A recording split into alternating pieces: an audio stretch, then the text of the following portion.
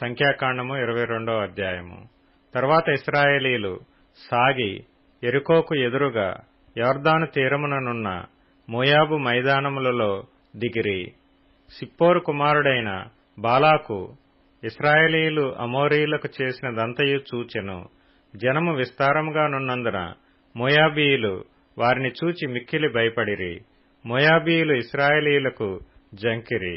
మోయాబీయులు మిద్యాను పెద్దలతో ఎద్దు బీటి పచ్చికను నాకివేయునట్లు ఈ జనసమూహము మన చుట్టూ ఉన్నది, యావత్తునూ ఇప్పుడు నాకివేయుననిరి. ఆ కాలమందు సిప్పోరు కుమారుడైన బాలాకు మోయాబీయులకు రాజు. కాబట్టి అతడు బెయేరు కుమారుడైన బిలామును పిలుచుటకు అతని జనుల దేశమందలి నది యొద్దనున్న పెతోరుకు దూతల చేత ఈ వర్తమానము పంపెను. చిత్తగించుము, ఒక జనము ఐగుప్తులో నుండి వచ్చెను. ఇదిగో వారు భూతలమును కప్పి నా ఎదుట దిగియున్నారు. కాబట్టి నీవు దయచేసి వచ్చి నా నిమిత్తము ఈ జనమును శపించుము. వారు నాకంటే బలవంతులు, వారిని హతము చేయుటకు నేను బలమొందుదునేమో. అప్పుడు నేను ఈ దేశములో నుండి వారిని తోలివేయుదును. ఏలయనగా నీవు దీవించువాడు దీవింపబడుననియు శపించువాడు శపించబడుననియు నేనెరుగుదును. కాబట్టి మోయాబు పెద్దలను మిద్యాను పెద్దలను సోదె సొమ్మును చేతపట్టుకొని బిలాము నొద్దకు వచ్చి బాలాకు మాటలను అతనితో చెప్పగా, అతడు వారితో, ఈ రాత్రి ఇక్కడనే ఉండుడి, యెహోవా నాకు సెలవిచ్చిన మాటలను నేను తిరిగి వచ్చి మీతో చెప్పెదనెను. అప్పుడు మోయాబు అధికారులు బిలాము నొద్ద బస చేసిరి.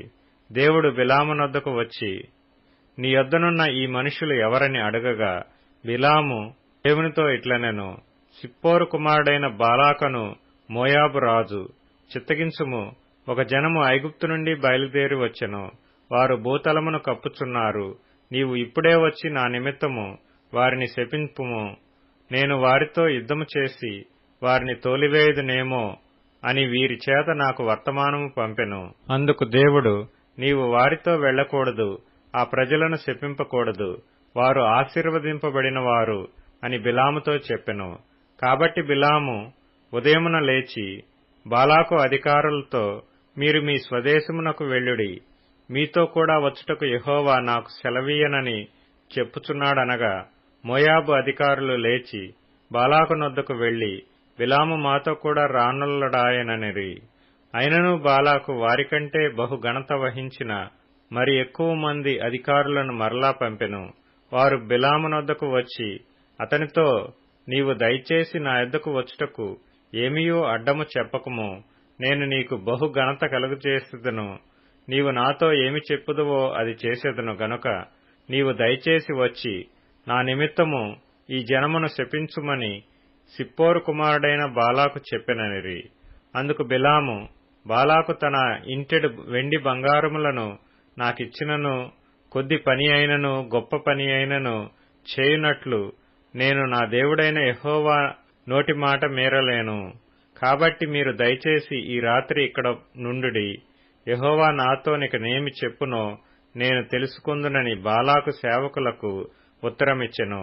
ఆ రాత్రి దేవుడు బిలాము నొద్దకు వచ్చి, ఆ మనుషులు నిన్ను పిలవవచ్చిన ఎడల నీవు లేచి వారితో వెళ్ళుము.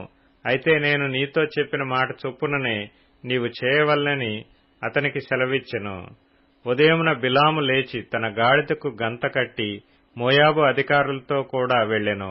అతడు వెళుచుండగా దేవుని కోపము రగులుకొనెను. యెహోవా దూత అతనికి విరోధి అయి త్రోవలో నిలిచెను. అతడు తన గాడిదనెక్కి పోవుచుండగా అతని పనివారు ఇద్దరు అతనితో కూడా నుండిరి. యెహోవా దూత ఖడ్గము దూసి చేతపట్టుకొని త్రోవలో నిలిచియుండుట ఆ గాడిద చూచెను గనుక అది త్రోవను విడిచి పొలములోనికి పోయెను. బిలాము గాడిదను దారికి మలుపవలెనని దాని కొట్టగా, యెహోవా దూత ఇరుప్రక్కలను గోడలు గల ద్రాక్ష తోటల సందులో నిలిచెను. గాడిద యెహోవా దూతను చూచి గోడమీద పడి బిలాము కాలును గోడకు అదిమెను గనుక అతడు దాని మరలా కొట్టెను. యెహోవా దూత ముందు వెళ్ళుచు కుడికైనను ఎడమకైనను తిరుగుటకు దారిలేని ఇరుకుచోటను నిలవగా, గాడిద యెహోవా దూతను చూచి బిలాముతో కూడా క్రింద కూలబడెను. గనుక బిలాము కోపము మండి తన చేతి కర్రతో గాడిదను కొట్టెను. అప్పుడు యెహోవా ఆ గాడిదకు వాక్కునిచ్చెను గనుక అది, నీవు నన్ను ముమ్మారు కొట్టితివి, నేను నిన్నేమి చేసితినని బిలాముతో అనగా, బిలాము, నీవు నా మీద తిరుగుబడితివి, నా చేత ఖడ్గమున్న ఎడల నిన్ను చంపియుందునని గాడిదతో అనెను. అందుకు గాడిద, నేను నీ దాననైనది మొదలుకొని నేటి వరకు నీవు ఎక్కుచూ వచ్చిన నీ గాడిదను కానా? నేనెప్పుడైనా నీకిట్లు చేయుట కద్దా అని బిలాముతో అనగా అతడు లేదనెను. అంతలో యెహోవా బిలాము కన్నులు తెరచెను గనుక దూసిన ఖడ్గము చేత పట్టుకుని త్రోవలో నిలిచియున్న యెహోవా దూతను అతడు చూచి తలవంచి సాష్టాంగ నమస్కారము చేయగా, యెహోవా దూత, ఈ ముమ్మారు నీ గాడిదను నీవేల కొట్టితివి? ఇదిగో నీ ఎదుట నీ నడత విపరీతమైనది గనుక నేను నీకు విరోధినై బయలుదేరి వచ్చితిని.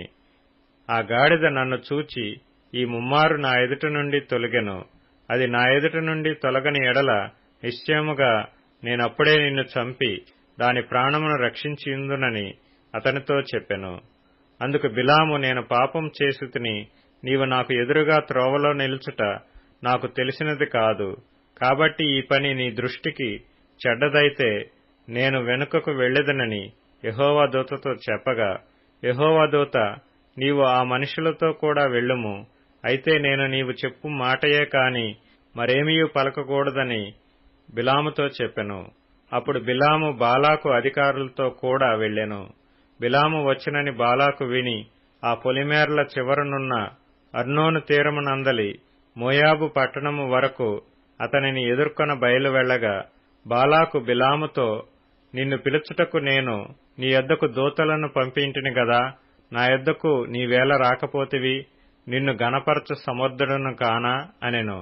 అందుకు బిలాము, ఇదిగో నీ యొద్దకు వచ్చితిని, అయిననేమి, ఏదైనను చెప్పుటకు నాకు శక్తి గలదా? దేవుడు నా నోట పలికించు మాటయే పలికెదనని బాలాకుతో చెప్పెను. అప్పుడు బిలాము బాలాకుతో కూడా వెళ్ళెను. వారు కిర్యత్ హుచ్చోతుకు వచ్చినప్పుడు బాలాకు ఎడ్లను గొర్రెలను బలిగా అర్పించి కొంత భాగము బిలాముకును అతని యొద్దనున్న అధికారులకును పంపెను.